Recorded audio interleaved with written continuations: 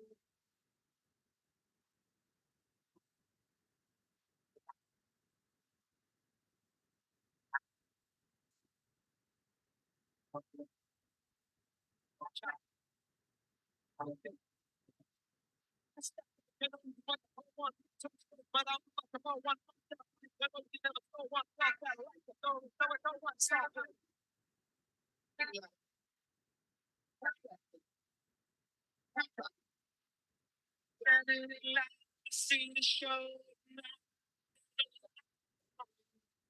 heavy glow.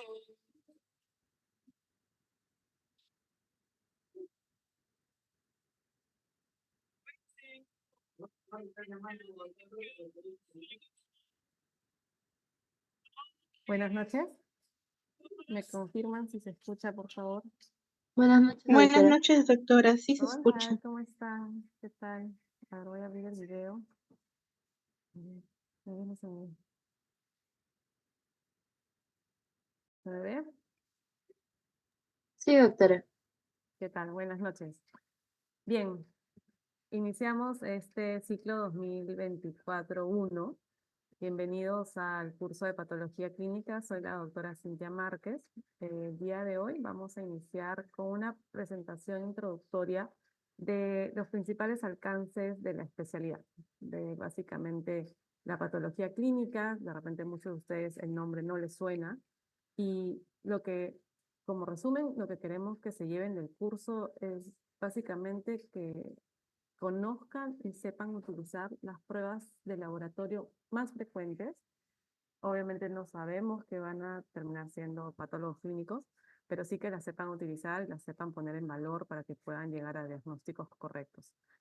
A lo largo de todo el ciclo vamos a poder ir desarrollando diferentes temas asociados a diagnósticos clínicos. Ustedes ya vienen con una base de semiología que es bastante importante y el conocimiento que van a recibir en patología clínica pues lo van a poder poner en valor ahora también que están llevando medicina interna. Así que sin más ni más, vamos a comenzar. Creo que la gran mayoría ya está conectado. Déjenme, esperen que esto se me-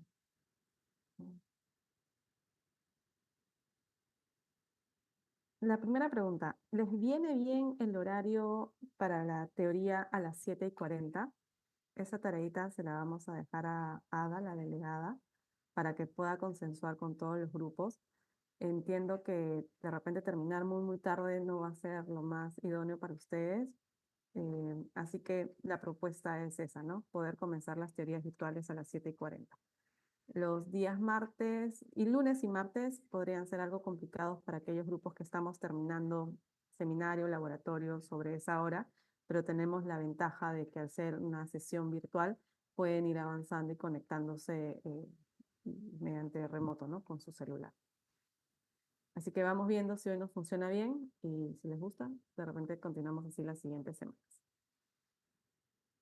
Déjenme ver, acá había preparado un pequeño quiz, pero no lo puedo subir, creo.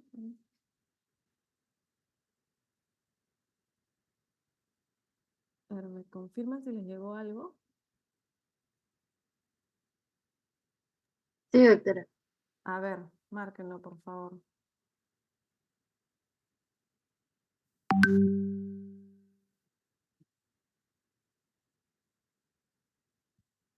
súper sencillo. A ver, si tenemos un paciente con sospecha de ITU, ¿qué prueba de laboratorio le solicitaría? Facilito. Tenemos un paciente con dolor precordial de 45 minutos de evolución. ¿Qué prueba le solicito? Y en una muestra de orina, que es una matriz muy utilizada, ¿qué puedo estudiar? Glucosa, drogas, electrolitos, ninguna, todas.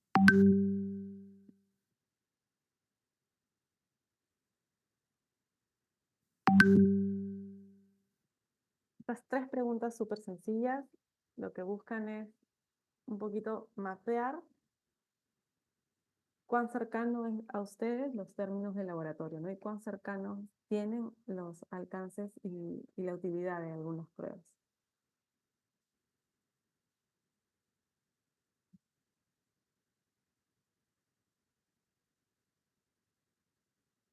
Vamos al 54% de participantes.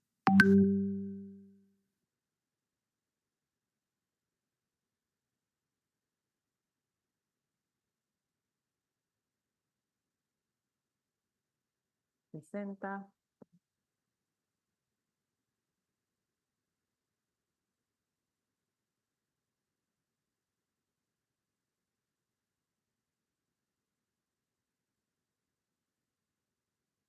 Vamos unos segundos más.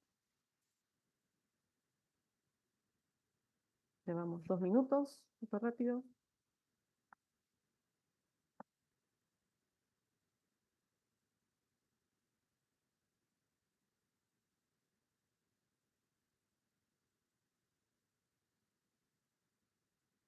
Vamos 70%, vamos chicos. Y luego hacemos un breve comentario.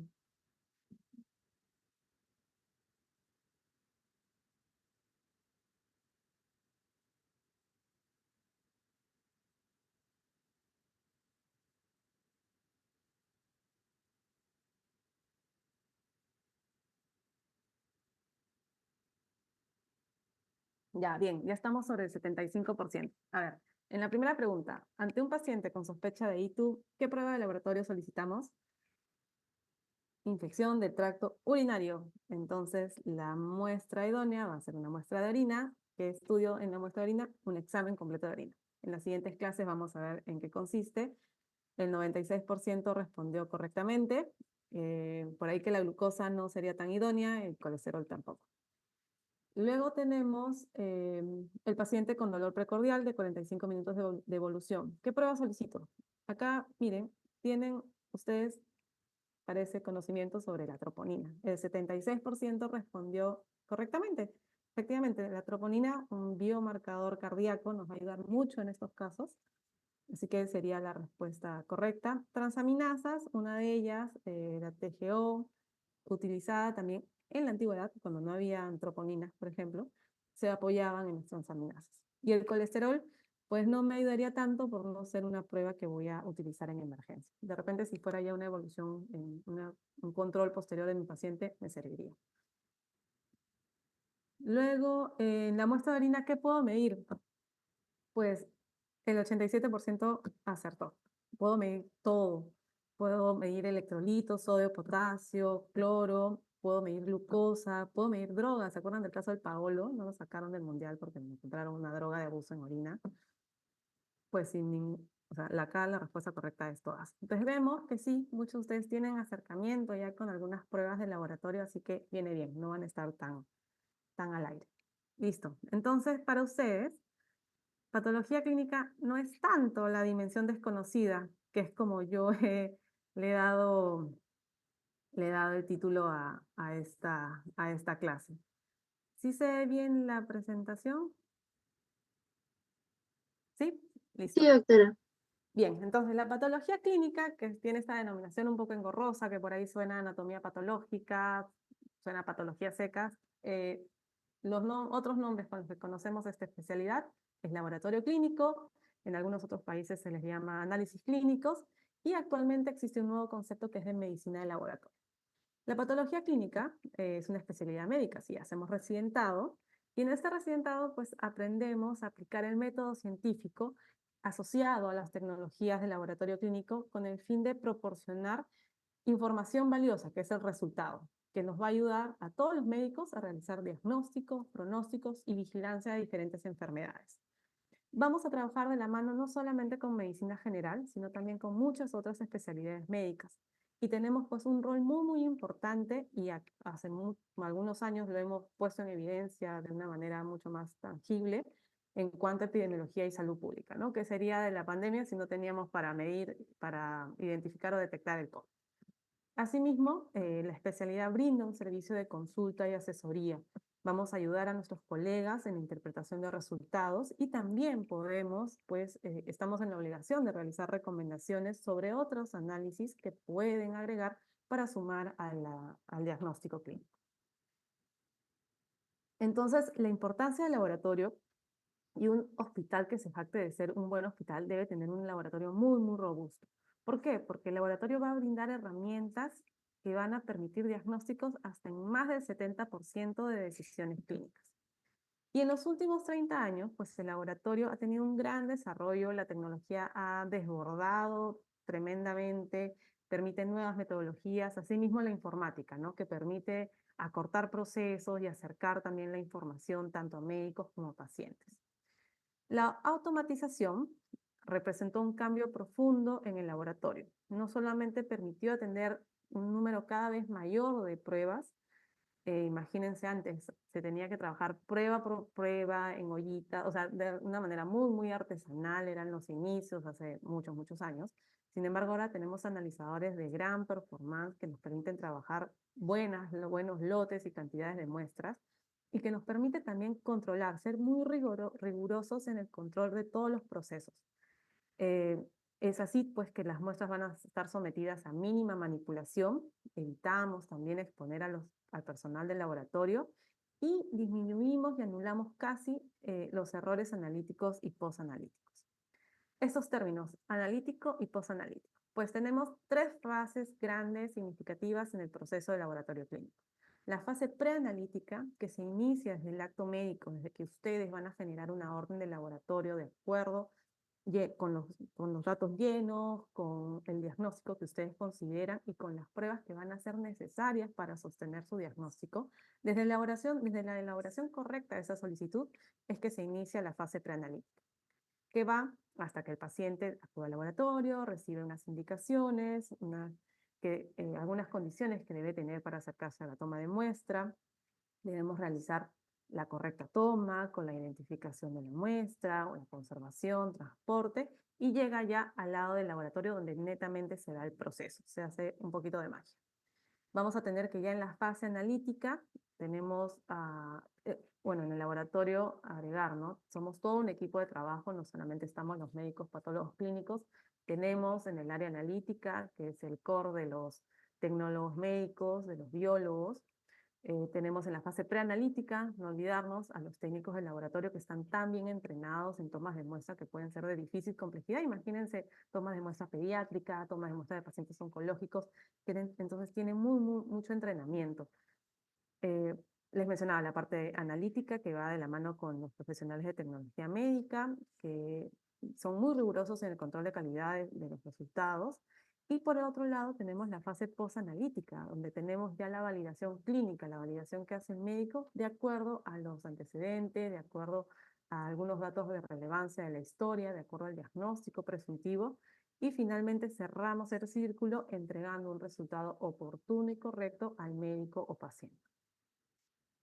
Vamos a repasar con un pequeño videíto, a ver si se puede ver y se lo escuchan. Estas fases. ¿Se escucha y se ve? ¿Me confirman? Sí se escucha, doctora. Ya, ¿y se ve? Sí. También. Ya, perfecto. El laboratorio de hoy.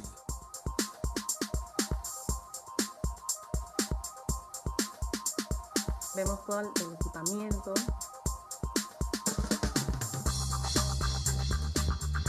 Todo inicio es el proceso de solicitud de la orden. Ahora, esa es la forma clásica, ¿no? Ahora ya todo está informatizado. Es importante, en los laboratorios se trabaja con código de barras porque hay que respetar la anonimidad del paciente. Se pasa un proceso de selección de las muestras para luego ser distribuidas a las diferentes áreas de la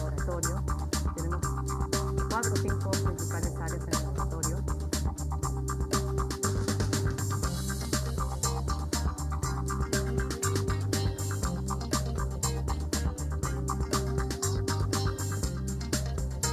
Por ejemplo, ese equipo permite de una misma muestra, del mismo tubito, separar diferentes porciones. Una se va a microscopía, En el laboratorio otra se va a clínico de hoy bioquímica. se cuenta con nuevas tecnologías en diversas áreas como hematología, recuento celular de 25 parámetros por citometría de flujo, Nombres raros que luego los van a entender.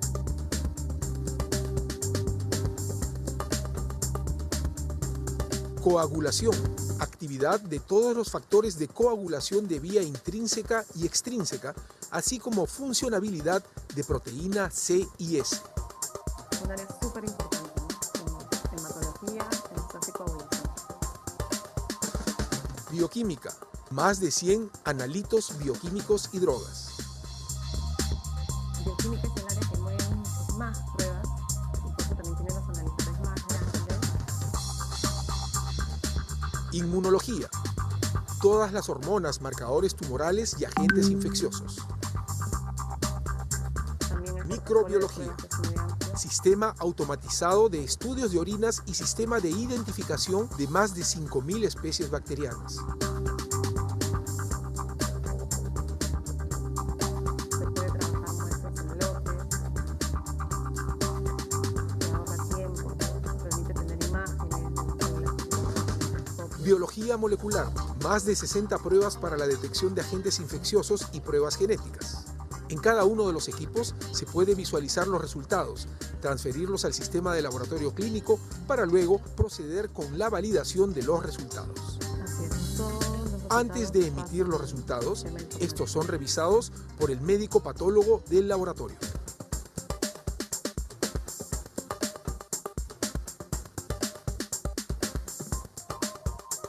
Bueno, y el proceso termina con la entrega del resultado, ¿no? Que debe tener las características de ser oportuno. Imagínense un resultado de marcadores cardíacos que llega 24 horas después. No nos sirve de nada, ¿verdad? Bien, entonces en la fase preanalítica mencionábamos que va desde la recepción de orden del laboratorio, cómo indicamos al paciente que debe venir para la toma de muestra. De repente vamos a pedir un perfil lipídico, le tenemos que indicar que tiene que venir en ayunas.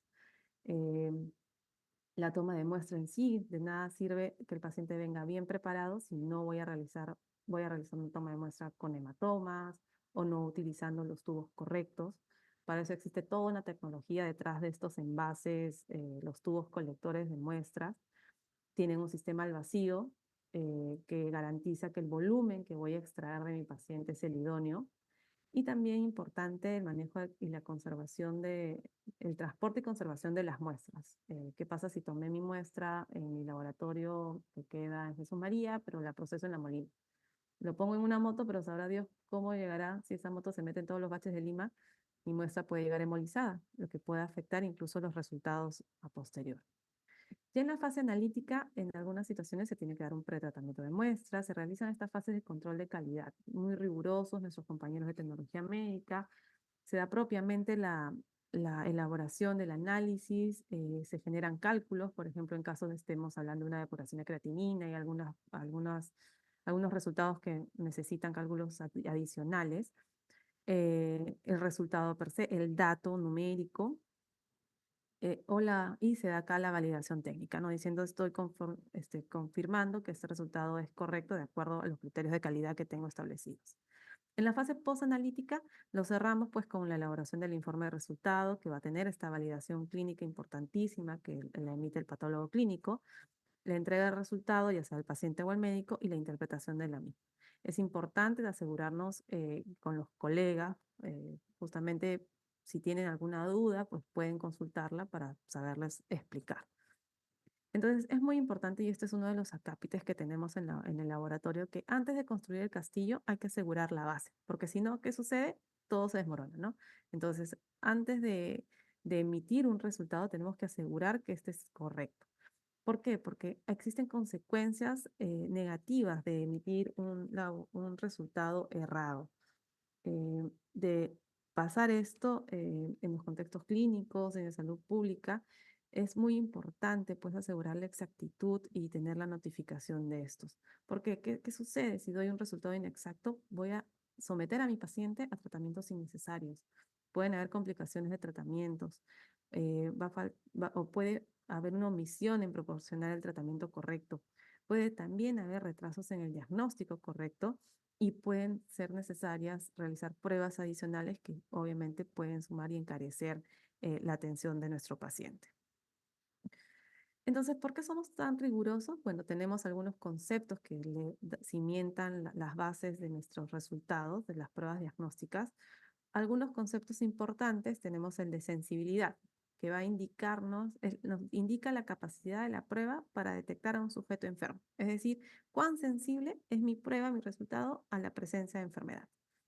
En especificidad tenemos que nos va a indicar la capacidad que tiene la prueba de identificar como sanos, aquellos no enfermos, a los que efectivamente lo son.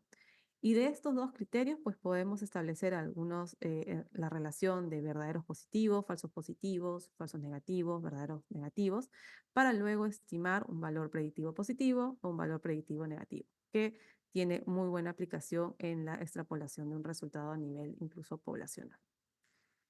Otro parámetro importante es trabajar con exactitud, con veracidad. Y esta característica es la capacidad de la prueba para medir lo que realmente pretendo medir. Y se define como la proporción de todos los resultados de la prueba, negativos como positivos, que son correctos.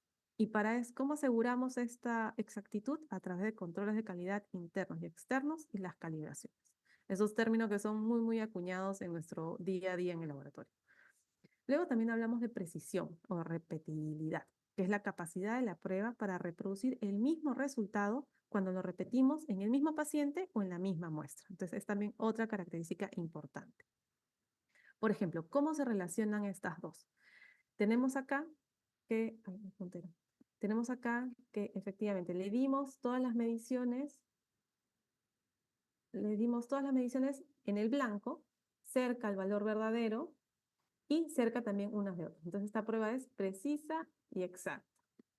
En este caso, efectivamente, todas les dieron muy cerca entre ellas, todas muy cerca, pero lejos de mi valor verdadero. Entonces es una prueba precisa, pero inexacta. En este caso, todas dieron muy cerca a... ¿se me escucha bien? Me avisan, por favor, si se escucha bajito. Ya, perdón, creo que se me cayó el micro. Gracias. A ver, estábamos en este tercer caso, que pues todas las mediciones están cerca del valor verdadero del eje central, pero cada una ubicada de manera diferente, no están cerca unas de otras. Entonces tenemos un resultado impreciso, pero exacto. Y en el último ejemplo, pues cada resultado se lanzó por cualquier lado, ni están cerca, ni están cerca del valor verdadero, ni cerca de ellas. Entonces es un resultado impreciso e inexacto. Entonces lo que siempre buscamos es ser precisos y exactos. Otra característica importante es la sensibilidad analítica y se refiere a la menor cantidad de analito o de prueba en una muestra que puedo detectar con un estudio en particular. Esta sensibilidad va a depender de una variedad de factores, desde la concentración de este analito, la matriz de la muestra, es decir, en qué la estoy trabajando, en sangre, en orina, en líquido, y el método de detección utilizado. No va a ser lo mismo trabajar con una prueba cromatográfica cualitativa que con una prueba molecular. Cuanto mayor sea la sensibilidad analítica de un método, menor es el límite de detección, que es la menor cantidad analítica que se puede detectar de manera confiable. Por ejemplo, acá tenemos una demostración con la gonadotrofina coriónica. Tenemos que la detección en sangre es mucho más temprana, porque son métodos mucho más sofisticados, en comparación con la detección en orina, que va a utilizarse un método cromatográfico, ¿no? Va a requerir mucho más analito. Para sangre solo necesito 5 y para orina necesito 25. Otro acápite a considerar es la variabilidad biológica. Tenemos pues que muchos analitos, muchas pruebas de interés en el laboratorio pueden variar de forma natural y esto debido a factores biológicos involucrados en nuestro propio proceso de envejecimiento a lo largo de la vida. Estas variaciones también pueden ocurrir en momentos críticos de nuestro diferente ciclo vital, como puede ser, por ejemplo, el periodo neonatal, donde hay un recuento de leucocitos incrementados sin que esto signifique algo patológico. Por ejemplo, en el caso de los niños, tenemos alteraciones en la fosfatasa alcalina, que es propio del crecimiento de ellos. En la pubertad, también alteraciones hormonales, podemos encontrar valores de testosterona fuera del rango. En el caso de la menopausia, una hormona antimuleriana también afectada. Y en el caso de la vejez, podemos encontrar, por ejemplo, la TSH también algo alterada. Asimismo, también tenemos algunos otros analitos que tienen ritmos biológicos predecibles o ciclos diarios. Por ejemplo, tenemos la curva del cortisol, ¿no? Que esta se va a ver afectada si estamos muy temprano en la mañana o cae en la tarde y en la noche.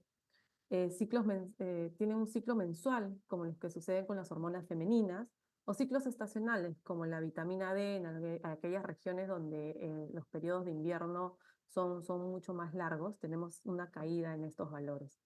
Entonces, el conocimiento de estos ciclos es de vital importancia, sobre todo para luego aplicar e interpretar el resultado. Es de importancia para el cuidado del paciente y poder llegar a un diagnóstico certero y poder diferenciar si estamos frente a una enfermedad o a un ciclo natural. Existen también dos características, la variabilidad intraindividual, es decir, en mí mismo, en la misma persona, donde puede variar por diferentes cambios, por ejemplo, lo que hemos mencionado, ¿no? Mi ritmo circadiano. O una variabilidad interindividual, esto es cuando ya hablamos de un tema poblacional. La utilidad de considerar la variabilidad biológica para poder identificar los cambios o la presencia de patología va a variar. Por ejemplo, hay analitos que tienen una variabilidad intraindividual dentro de la persona alta y en población bajita, como puede ser el hierro. Y en el caso de la creatinina sucede al revés, una variabilidad dentro de la persona baja, pero dentro de la población alta. Y estas variables, estas diferencias nos obligan a establecer valores de referencia. La aplicación del intervalo de referencia nos va a ayudar a definir diagnósticos. Es útil justamente para aquellos analitos que tienen una baja variabilidad biológica interindividual, es decir, que voy a poder hacer una extrapolación poblacional. Para aquellos que tienen una alta variabilidad interindividual, ya este rango de referencia pues no va a ser muy relevante. Hay que analizar cada resultado de manera individual. Para realizar estos estudios poblacionales que me van a ayudar a establecer valores de referencia, pues son casi políticas públicas sanitarias de cada país, porque se requiere mucha muestra, mucha inversión. Recuerden que son estudios de no 100 pacientes, estamos hablando de miles de pacientes, donde tenemos que tomar un buen grupo de pacientes sanos para poder establecer, a ver, por ejemplo, en este caso, la cistatina, que trabajó con mujeres en un rango determinado de edad, y se estableció que el valor de referencia es de 0,64 a 1,04. O en otro estudio, por ejemplo, se trabajó con la T4 y se establecieron también diferentes otros límites de referencia. Y estos valores de referencia nos van a ayudar justamente para establecer valores de decisión clínica, valores de decisión diagnóstica. Más allá de mi rango, mi valor de referencia, tengo algunos más con los que yo puedo manejarme al momento de interpretarlos de cara a mi paciente. Voy a tener también ya muy a los extremos valores críticos, los que obviamente me van a poner en alerta de que algo muy extremo puede estar pasando en mi paciente. Y finalmente, ya en las bases de esta curva, valores absurdos, obviamente incompatibles con la vida. Por ejemplo, tenemos un potasio en 7, un paciente debe ser un cadáver, ¿no? Pero no, el paciente está vivito y coleando. Entonces ahí habría que evaluar qué otros factores podrían estar interviniendo para estos valores absurdos. ¿Qué otros factores pueden intervenir? Puede ser en dependiendo de si hago la evaluación de una muestra de un paciente para un mismo analito en diferentes momentos, incluso podemos encontrar que no son los mismos valores, ¿no? Puede darse por alteraciones a nivel por factores preanalíticos, ya sea por la postura en que le tomé la muestra, de repente el torniquete estuvo apretado mucho tiempo, el paciente no hizo ayuno, después sí comió. El ejercicio, por ejemplo, la prolactina es importante que se tome en un paciente en reposo, por ahí que puede verse afectado. puede deberse también a un error analítico, aleatorio y sistemático que pueden ser propios y que justamente son identificados dentro del laboratorio a partir de los principios que hemos mencionado, o puede deberse también a una variación biológica intraindividual, es decir, propia de este individuo.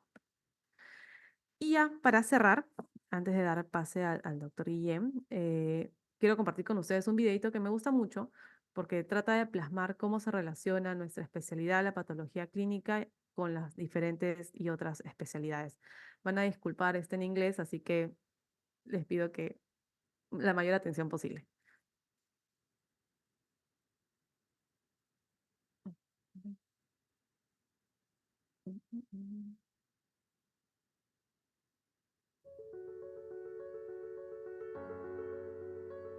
Pathologists and medical laboratory professionals are at the very heart of your healthcare. They save lives every day by diagnosing your medical conditions. These scientists make 70% of all diagnostic medical decisions in healthcare. Your primary care doctor, your oncologist, your surgeon, and your child's pediatrician all rely on pathologists and laboratory professionals to make the right diagnosis at the right time, so you and your family can be treated quickly and effectively. Our job is to save lives through accurate and effective diagnoses.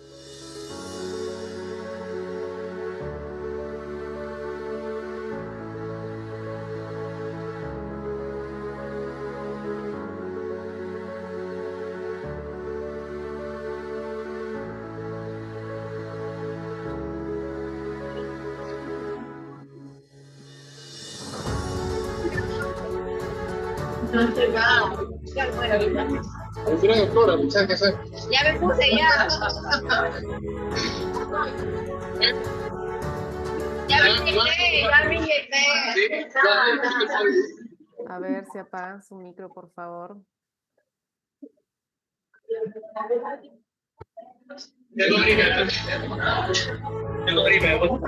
Claro. Chicos, apaguen su micro.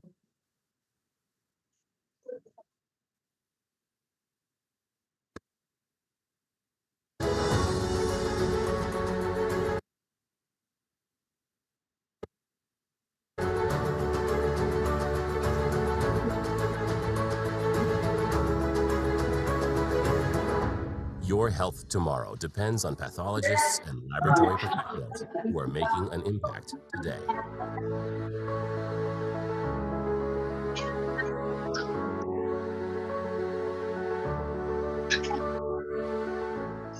To learn more about these life-saving professionals, visit ascp.org.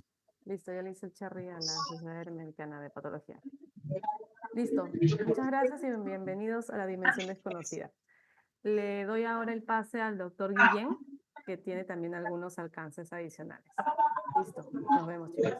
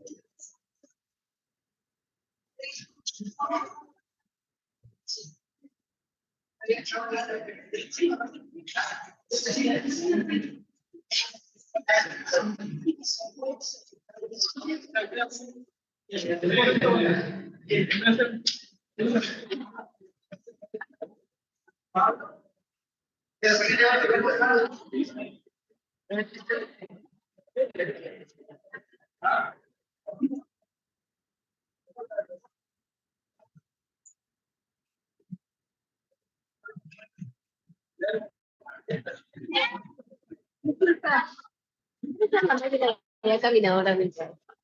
No importa.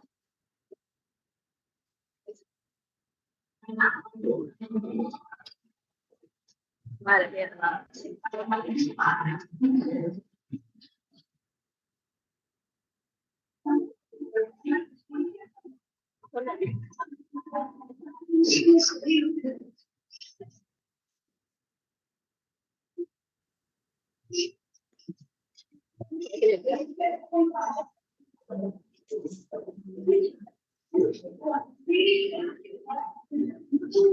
mierda.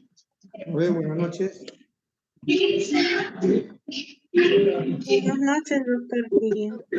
Buenas noches.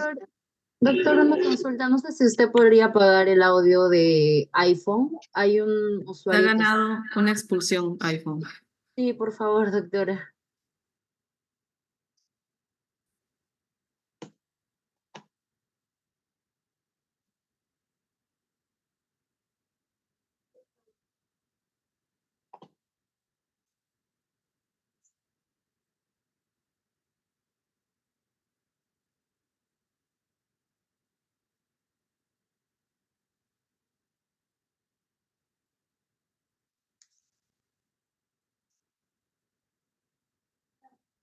¿Listo? ¿Podemos empezar? Sí, doctor. Ok. Una de las cosas que también ampliarle un poco el criterio, no es mucho, pero podemos nosotros ya eso abarcarlo cuando estamos en clase, ¿no? Vamos a ver acerca de lo que nosotros deseamos tener en este semestre. Ya esto lo hemos explicado, definitivamente hay, igual que la doctora Cintia ha mostrado todo ese panorama del laboratorio actual. Este es el panorama que tienen ustedes para conocerlo, ¿no? Definitivamente. Ahora, y esto definitivamente hay que conocerlo porque esto implica a muchas especialidades, no solamente es ginecología, es para todas las especialidades. Ahora, ¿por qué estamos hablando de esto? Porque la integración clínica y laboratorio, o patología clínica en este caso, que también tenemos variabilidad de nombre, definitivamente eso nos va a proyectar a ciertos campos, ¿no? No hay trabajo de investigación que no implique laboratorio. No hay situación docente que no implique laboratorio. No hay un trabajo asistencial, hospitalario, etcétera, que no implique laboratorio. O sea, por lo tanto, tiene que haber una integración de todos estos criterios, ¿no? Y definitivamente estamos hablando también de algunos exámenes complementarios de laboratorio que van a cumplir también ciertas funciones importantes en el diagnóstico. Ahí vemos nosotros, quizás algunas características, ¿no? Diagnóstico, definitivamente actualmente el laboratorio es un diagnóstico, si no, como antes conversaba con mis alumnos, si no hay diagnóstico del COVID, no hay diagnóstico, y eso lo hacía el laboratorio, ¿cierto? Entonces hay una situación de diagnóstico que implica inclusive enfermedades como el dengue que actualmente estamos padeciendo. También igual tenemos que ver a través del laboratorio el monitoreo del paciente, y eso lo vemos nosotros en hospitalización, en cualquier tipo de especialidad, cómo evoluciona la enfermedad, y ahí implica también si el tratamiento ha sido adecuado, si esto se complica o no se complica con ciertas situaciones también propias del paciente. Es de buen pronóstico o de mal pronóstico los hallazgos de laboratorio, y como les mencionaba antes, ¿no? La respuesta terapéutica es adecuada. Entonces, todas estas situaciones nos ayudan a nosotros a ver que hay un componente que nos ayuda a través de los trabajos de investigación.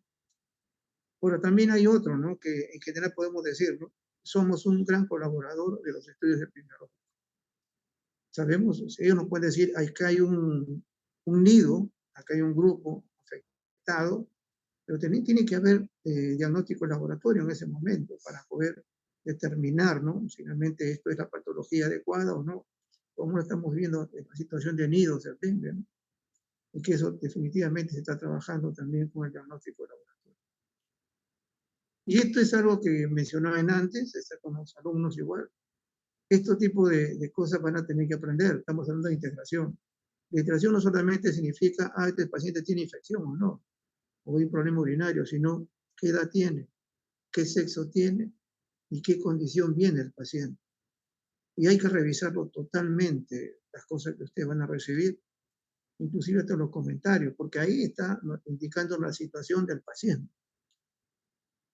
Tienen ustedes, igual que la orina y el hemograma, son dos exámenes que pueden ser el 100% de los exámenes que se hacen en laboratorio, en general. Y vemos también que aquí hay consideraciones que hay que tener en cuenta. La edad también, igual sí. Y solamente por ponerle un puntito a las cosas, ¿no? Si ustedes ven ahí, hay glóbulos rojos 7000 y hay una desviación izquierda. Si yo no tengo criterios para determinar que esto esté mal, definitivamente, pero si me voy un poco a la edad del paciente, nosotros reconocemos que en los pacientes desde la tercera edad tienen un gran problema de tipo reacción inmunológica celular. Entonces no es una buena respuesta como normalmente la encontramos nosotros, con una desviación izquierda de 10 y voy a tener pues 11.000 o 12.000 leucocitos. Sin embargo, no. La edad es importantísima. El tipo de anemia es importantísimo. Los comentarios dentro de los hemogramas son importantes. Muchas veces, se lo digo, nos van a orientar a nosotros un diagnóstico en total del hemograma. Problema realmente infeccioso, bacteriano, problema viral. Sí, nos orienta realmente eso. Y los comentarios actualmente están referidos también a ver ese frotis de láminas, ¿no? Que es importantísimo. Ahora, otra de las cosas que estamos viendo en este semestre es las historias clínicas. Recuerden que la historia clínica es un documento legal y desde un momento tenemos nosotros que ser ordenados, relacionar todo acerca de manera secuencial y ordenada del paciente, ¿no? Antes no se colocaba ni siquiera hasta la fecha ni la hora, ¿no? Actualmente, como es un documento legal, tiene que haber fecha, tiene que haber la hora, tiene que haber la identificación del médico. Por lo tanto, esta es una forma de ensayar también en el curso de poder tener ese orden con respecto a las historias. Hay situaciones interesantes, ¿no? Cuando nosotros comenzamos a identificar al paciente, el profesor de antes, de nuestra época, nos decía, diagnóstico del paciente, pero todavía no examinado, todavía no sé los exámenes, diagnóstico del paciente. ¿Y cómo razón diagnóstico del paciente? Tú debes saber cuál es la frecuencia de enfermedad en pacientes, en los niños, debes saber la frecuencia de enfermedad en pacientes añosos, debes saber enfermedad con respecto al sexo de la paciente, debes saber en relación de enfermedad y la parte epidemiológica, lugar, etc. O sea, nosotros nos pedían eso, y eso es no solamente necesariamente la gente que conoce patología clínica, sino es un criterio para todo profesional de la salud, en este caso nosotros, con todas las especialidades que podemos tener. Y ahí tenemos que registrar todo definitivamente, porque eso es importantísimo. Hay una ficha familiar que a veces se olvida, hay consultas también, interconsultas externas, que también debe hacer. Hay formatos también que son de emergencia, hospitalización, que es muy diferente. Y vamos a tener nosotros algunos criterios al final de colocar algunos pequeñas historias de emergencia, que es muy diferente que la historia de hospitalización que tiene acá, es más dirigido. Entonces los exámenes son más dirigidos para eso. Y ahí vienen ustedes, todas las explicaciones, ¿no? Formato de filiación. La nota de enfermería tiene que ver con esos controles. Y ustedes van a dar cuenta, antes los controles de enfermería eran cuantificados. Nosotros que hemos estado en las primeras épocas, cuantificadas eran todas las notas de enfermería. Pero ustedes revisen cómo sucede.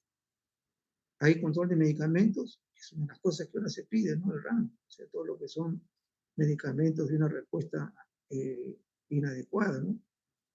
Debe haber un gráfico, que actual sí es, en las historias clínicas los hay. Ojo del balance hidroelectrolítico, salvo algunas consideraciones, no lo hacen.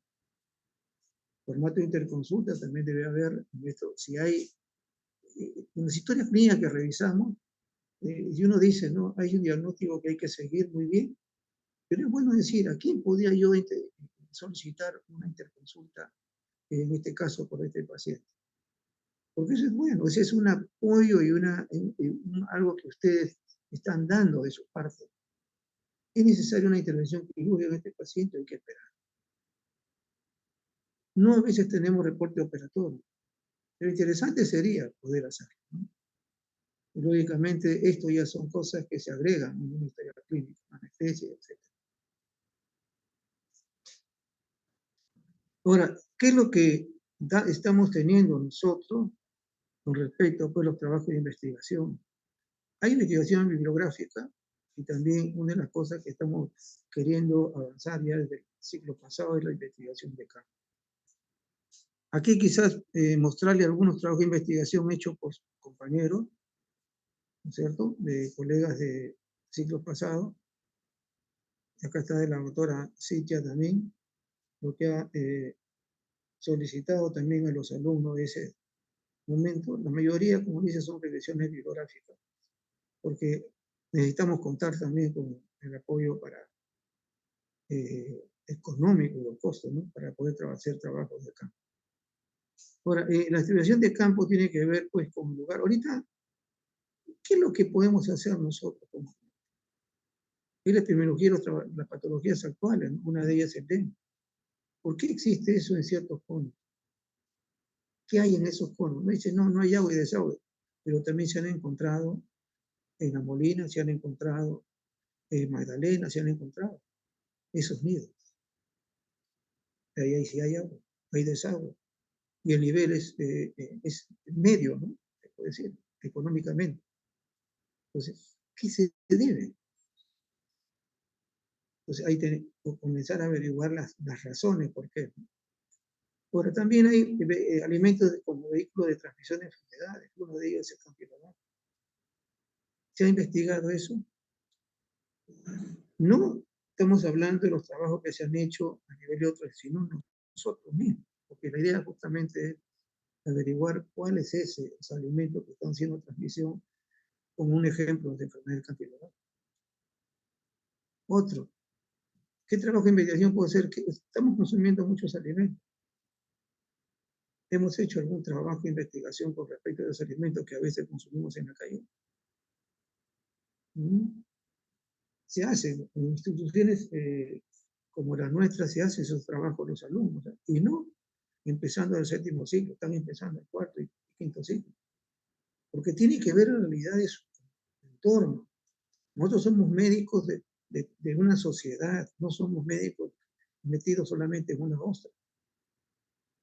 Entonces tenemos que tener una amplitud de criterios para poder manejar también estas patologías, ¿no?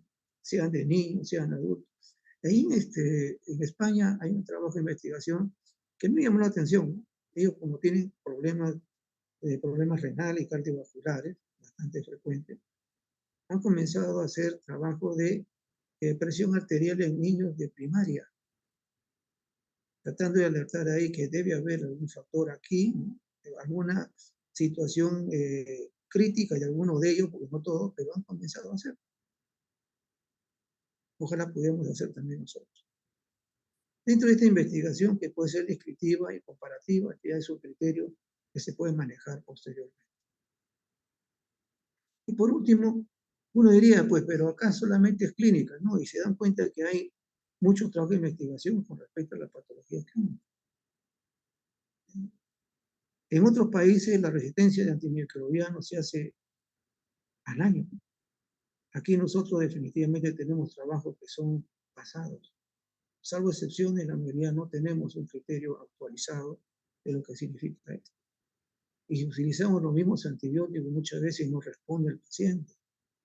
Sea paciente de hospitalización, sea paciente de consultorio externo, etcétera, como decimos nosotros en la sociedad o no. Y no sabemos si utilizamos, porque inclusive un gran problema es la utilización en las farmacias, ¿no? Mucho se habla de esto de medicamentos genéricos, pero nadie habla de la advertencia de utilización de antimicrobianos en farmacia, cuando no hay un criterio de tipo médico para eso. Y sucede la resistencia. Y lo vemos nosotros luego en hospitalización. Es una pena porque haber personas, pacientes de UCI, en la cual ya no se puede utilizar ciertos medicamentos para el pseudomonas. Hay que ubicar otros medicamentos. ¿Y eso qué se debe? Si son medicamentos muchas veces exclusivos, es que hay resistencia. Y esa resistencia es porque también se consume eso en los animales. Entonces, imagínense eso. Y eso es lo que ustedes y cada uno de nosotros va a advertir y va a tratar eso posteriormente como clínico. Los objetivos positivos, que es otro de los trabajos que también se hace en otros países, en hospitalización, sea pediatría, ginecología, etcétera, es bueno. ¿Por qué? Ver la frecuencia. ¿Por qué esa frecuencia? ¿Por qué solamente ese germen está en ese lugar? Y muchas veces es por el lugar mismo, no por la paciente. Y se ha visto en muchos de los casos, ¿no? En otras situaciones como esta. Otro trabajo que también se hace con bastante frecuencia es la proteinuria en gestante. ¿Por qué razón? Porque es importante que esta paciente no entre en una preeclampsia. Hay trabajos nuestros acerca de eso. Es una responsabilidad nuestra, como médicos, hacerlo. Y anemia nos piden mucho. ¿Cuál es el tenor de eso? ¿Cuál es la respuesta a eso? No decir solamente el 40% son anémicos, porque es muy diferente. Tenemos que tener un criterio también de qué es anemia y qué no es anemia. Y ahí viene nosotros tener, pero no necesariamente anemia, como digo, está en pacientes familiares que están en sitios periféricos. Lo hemos visto en lugares realmente donde hay personas que cuidan a los niños, ¿no? Y no hay padre ni madre porque están trabajando. Y hemos visto pacientes con anemia de 9 y viven en un lugar de alto nivel. Entonces, imaginémonos las condiciones para eso, ¿no? No solamente determinar que sea anemia. He visto ahí 45 o 50 años, pero no es así, ¿no? Perfil lipídico en población mayor de 50 años. ¿Hay reporte nuestro? No lo hay. ¿Se dan cuenta? Y esta es una de las cosas de criterio de problema, inclusive podemos decir hasta de los 40 años, ¿no? ¿Y por qué? Podemos nosotros decir 40 años, porque en estos pacientes ya desde los 30 estamos hablando de un riesgo tipo cardiovascular. No vamos a esperar hasta el final de hacerlo, ¿no? Yo pienso que podemos hacer trabajo con respecto a eso. Ahora, ¿se ha hecho alguna evaluación del PSA en pacientes de 40 años o menor de 40 años? Jamás se lo ha hecho. Y es una carga tremenda, Río, que tenemos luego cuando pasamos de edad y entramos nosotros al examen urológico. ¿Qué sucede cuando ya tenemos 60 o 70 años? Y el hallazgo de una hipertrofia u otra cosa más allá. Pero es un buen screening. No nos va a hacer un diagnóstico, pero nos va a evaluar cómo es la subida, cuál es la evolución del paciente a esa edad. Y hacer una vez al año no implica mayor costo, porque definitivamente es algo que va. ¿Cuánto encontraríamos para prever posteriormente un cáncer de próstata? El uso de marcadores oncológicos también no lo conocemos, yo no puedo decir de las mamas. Utilizamos ciertas cosas, utilizamos ciertos criterios para marcadores de estrógenos y progesterona o algún otro elemento de diagnóstico. Hay ahorita biología molecular para eso. Ahora, eso definitivamente hay que buscarlo bibliográficamente, pero yo me pregunto, ¿hay en nuestro medio ese tipo de trabajo? Una de las cosas que hemos visto en estos años, los años que, bueno, que hemos pasado, es pacientes de UCI, la frecuencia de patógenos. Y uno puede decir, no ha venido con una neumonía de afuera, acá se ha contaminado con el pseudomonas. Pero ¿cuántos de esos pacientes son sondeados? Y hay sondas perennes. Y lo vemos nosotros, porque ustedes van a hacer los exámenes de orina también, se van a dar cuenta. Y ahí esos patógenos, ¿cuántos son los más frecuentes en la UCI? Y eso pueden hacerlo en los hospitales. No, es una cuestión bastante estadística importante. Trabajo de laboratorio. ¿Alguna vez se ha hecho la utilidad de pruebas rápidas? Lo están haciendo años antes de lo que está viendo ahorita con el dengue. Venían del hospital, ¿no? En el hospital venían viejitos con fiebre, a todos le hacían la prueba de, en este caso, malaria, y el dengue pasaba a hacer el reporte al Instituto Nacional de Salud. Y hay pruebas rápidas, pruebas de screening. No estamos hablando que acá el 100% va a ser esto, pero ya nos da la sospecha, ¿no? Imagínense ahorita lo que está pasando, ¿no? Con este problema del dengue. Tenemos el dengue grave ahorita. No es el dengue anterior. Y la cantidad de muertes que está viendo ha superado en muchos años anteriores. Entonces, esta utilidad de pruebas rápidas la hacen y lo pueden hacer ustedes como médicos. Hay pruebas rápidas para problemas respiratorios, para problemas virales. Y en el hospital, lo que MINSA ha determinado que generalmente con las pruebas rápidas se hacen el HIV serológicas en centros de salud. Y nosotros vienen, se le hace la prueba ya de confirmación. Pero eso ya ayuda. ¿Qué producto va a ser dañado si la madre está con sífilis? ¿Qué producto va a ser dañado si la madre está con HIV? De las pruebas rápidas tampoco tenemos un trabajo efectivo, y eso es trabajo de patología. Y que ustedes nos van a apoyar a hacer. Entonces, hay multitud de cosas que se pueden realizar y que se debe, como responsabilidad nuestra también, incentivarlos a ustedes. Ese ha sido realmente un panorama nada más del criterio que tenemos nosotros aquí, tanto la doctora Cintia, el doctor Julio Díaz, como el doctor también Palomino, y mi persona, poder un poco incentivar acerca de esto. Ya les comentaba, hay instituciones donde a partir del cuarto y quinto ciclo ya están haciendo trabajo de investigación, apoyado lógicamente por el consejo. Y nosotros estamos en el séptimo, ya debemos tener trabajo por lo menos a menos, ¿no?, de poder tenerlo presente posteriormente. Bueno, jóvenes, ha sido por esta vez, ya el día lunes tenemos la primera clase de patología, y agradecerles realmente este tiempo. Buenas noches. Muchas gracias, doctor. Buenas noches. Gracias, Gracias, doctor. doctor. Gracias, doctor Buenas Guillermo. noches. Gracias, doctor.